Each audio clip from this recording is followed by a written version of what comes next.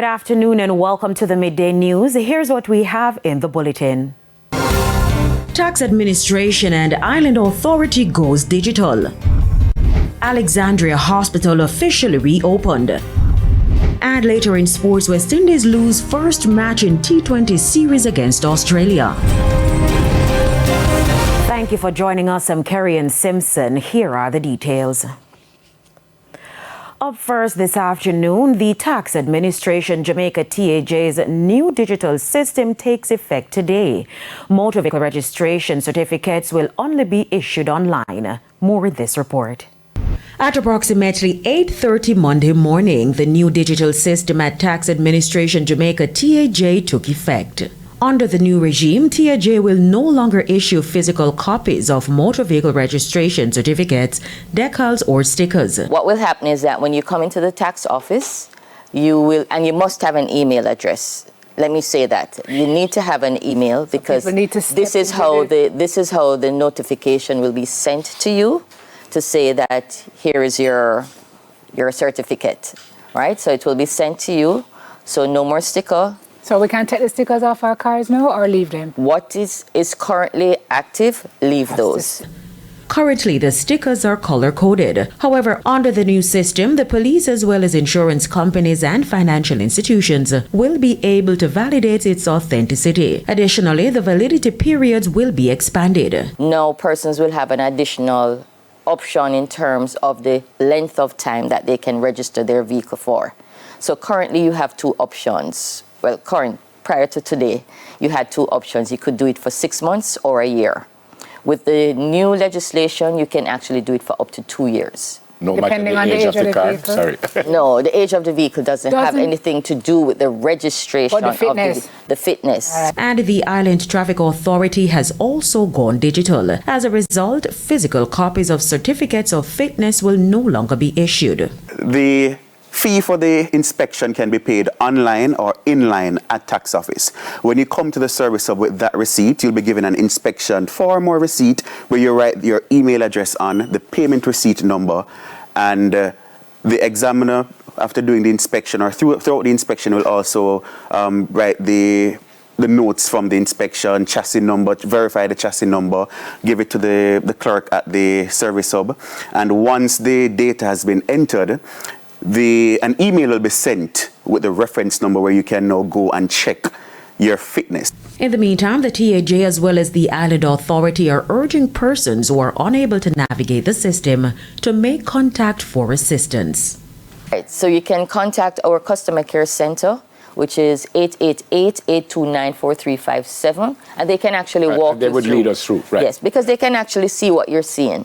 So they can walk you through the process if you need that assistance. And similarly at the ITA service hubs, if somebody's not tech savvy, we have customer service reps who will assist persons. If you don't have an email address, we will assist you with generating your reference number. And we also have the QR code that will lead you to the certificate generation and distribution system where you can view your certificate of fitness. Right. The family of a man believed to be of unsound mind took to the streets again Monday after he was fatally shot by the police on Friday. The deceased man's mother, Ingrid Barrett, described the incident as brutal and is reiterating calls for immediate answers and accountability from the authorities.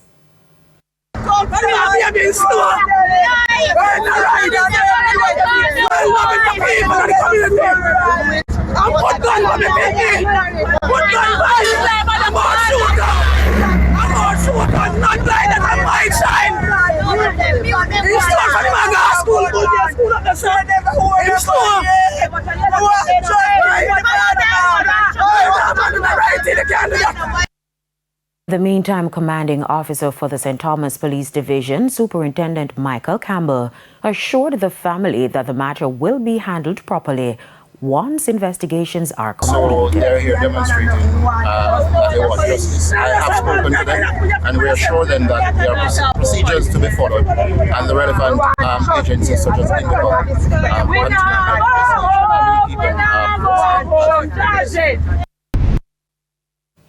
Mayor of Kingston, Andrew Swaby, says gullies and drains in the corporate area will be cleaned, with work set to begin within a week.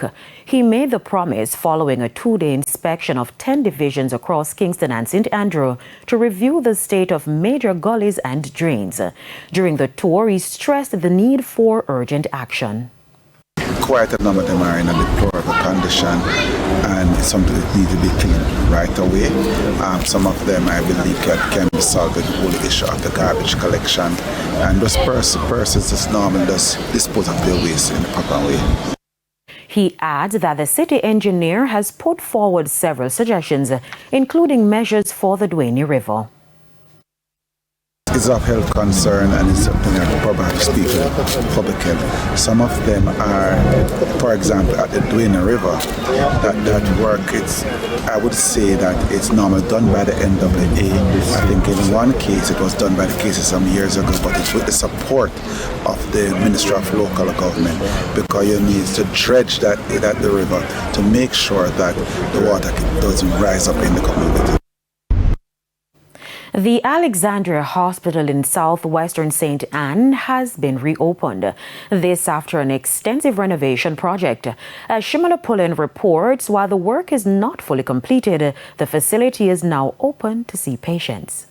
After years of anticipation, residents of southwestern St. Anne finally have a fully operational Alexandria Hospital once again. A person would have been in an accident. Sometimes, unfortunately, by the time they would have gone to St. Anne's Bay, the worst would have happened. So we are very proud to know that we are almost there. The renovations came at an estimated cost of $380 million, transforming the facility into a modern hub for healthcare in the region. The project delivered 15 major improvements.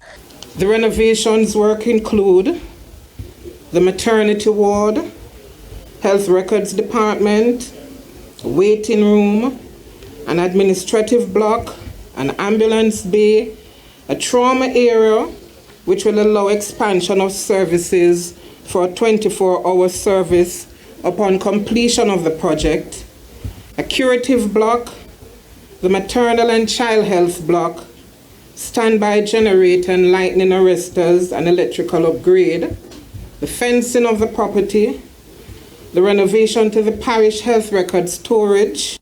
Health Minister Dr. Christopher Tufton says that although about 20% of the work remains, the hospital is now open and ready to serve the community.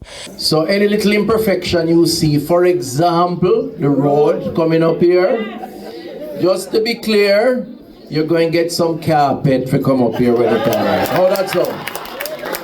That will happen. It's part of the spend. And we never want to do it too early because we don't want no big truck mash it up when we do up here. So you have to take things in stages.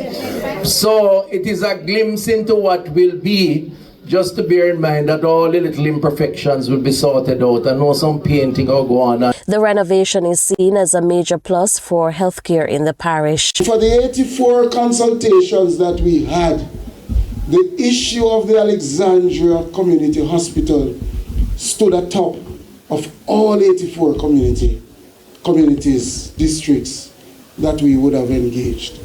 And that is just an indication of how the significance of this facility to the people in southwestern St. Anne. Shimala Pullen, TVJ News. Meanwhile, Health Minister Dr. Christopher Tufton says the healthcare system in St. Anne is improving with added services across the parish. Dr. Tufton is urging residents to take care of the upgraded facilities and not allow them to fall in disrepair. We were a few weeks ago in St. Anne. We were in Brownstown breaking ground, 2 health centers over $1 billion Jamaican dollars. When last you hear, except under this administration, we are building a health center for $500 and $600 million. That never used to be the case. That should give you an indication of what we are doing. It's not a normal, typical, traditional health center. More services, more space, more diagnostics, pharmacy, things that are being done to create a more effective, efficient response to the needs of the population on the ground. The Buff Bay Market in Portland is set to officially open come the first week in August. This following the completion of a $60 million construction project by the Ministry of Local Government. For years, vendors at the Buff Bay Market have been calling on the government for a new facility, given the deplorable state of the existing one. Garbage in some sections, a dry weather roof, and limited lighting fixtures. But on Friday, the answer to those calls came during the tour of the new first-of-its-kind facility. I am a happy man this morning. I am in a good mood because in the first week of August, I will be back here to officially open this brand new market. The significance of opening this market around that time of independence, this was one of the markets under Jamaica 50th that was chosen to be renovated. Local Government Minister Desmond McKenzie lauded the contractors for the work done. And what we are seeing now is a modern state-of-the-art building here, a new building. We didn't do any renovation as we had contemplated. We started from scratch, and I am pleased of the outcome. And Minister McKenzie also gave permission for vendors who ply their trade on the outside of the market to be accommodated on the inside. I have now given instructions to commence immediately the location to facilitate those persons, and I'm expecting that within the next 4 weeks to 6 weeks, we would have concluded that portion of it. Vendors are related. Yeah, welcome it, man. Welcome it, man. And if I pass the sorry, I come to shelter, from people inside here. I don't have to pay for that. Nakinski Robinson, TVJ News. It's now time for a break. Stay with us. More stories when we return.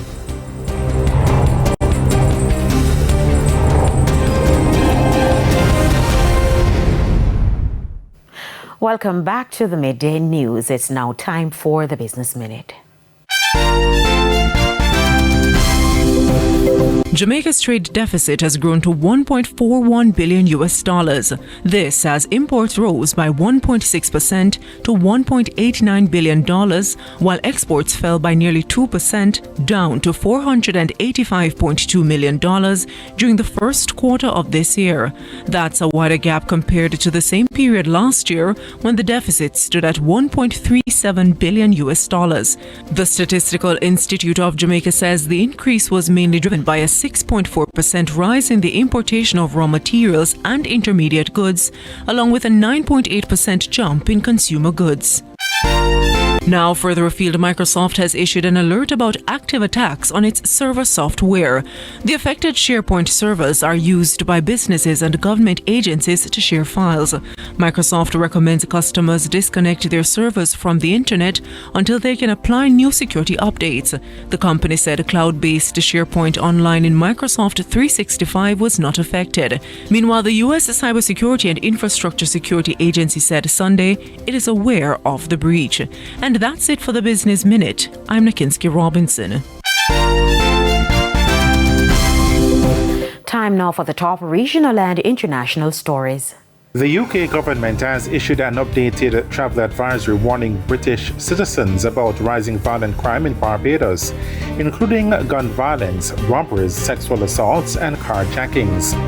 In response, Barbados' Minister of Tourism Ian Gooding-Edgehill stated that UK stakeholders did not raise crime as a major concern during his recent visit, and reassured that the country remains committed to ensuring the safety of its tourism sector.